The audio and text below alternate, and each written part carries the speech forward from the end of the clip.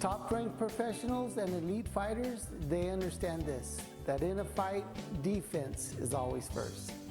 But more than that, they know that in a fight, position is king, and it's those small details that make the biggest difference. Hello, I'm Sensei Frank, and today I'm excited to share with you a sneak peek into the philosophical teachings of American Kenpo Karate's concepts and principles. Today, I want to share with you two concepts, in my humble opinion, that I believe are so important.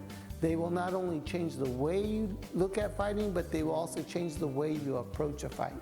These two concepts are the angle of entry and the angle of deviation. Today, I'm going to explain both of these concepts and show you how we implement them into our own fighting style. I'm Sensei Frank, this is Tech Tiger Martial Arts. Let's begin.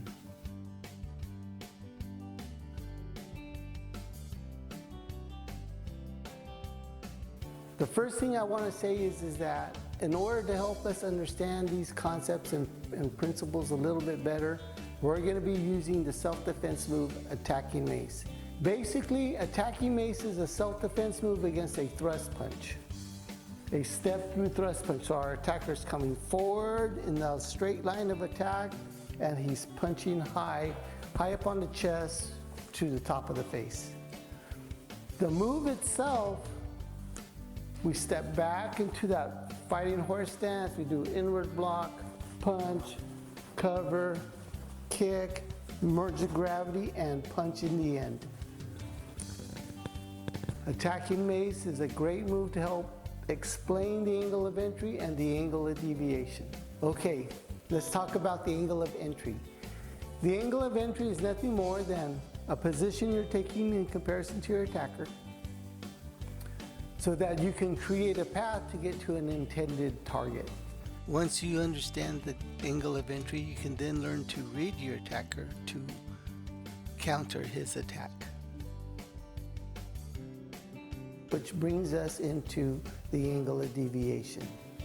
Now, the angle of deviation is a little bit more complicated. There's a few more things that we need to establish and understand. First of all, is that in order to begin the angle of deviation, you have to have a solid defensible position.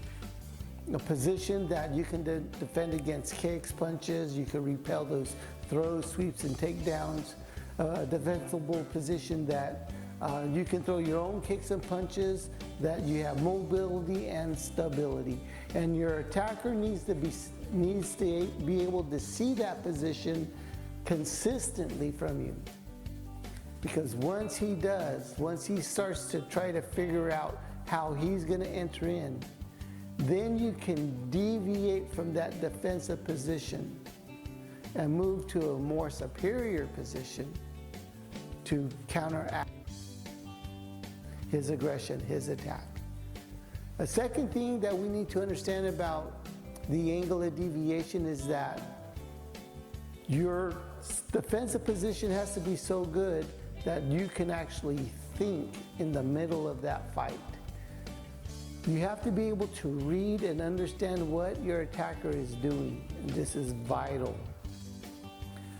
Fighting is a thinking man's game. It's just not going out there and throwing kicks and punches and hoping that your self-defense moves works.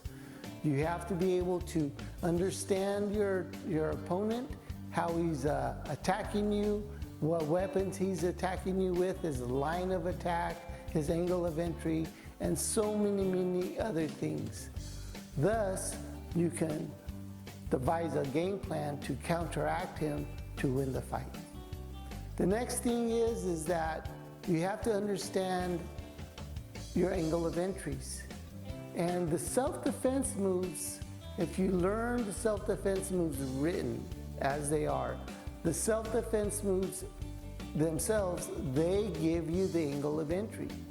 So you don't have to try to figure out the angle of entry, just understand what you're trying to do in your self-defense moves and understand where that angle of entry is.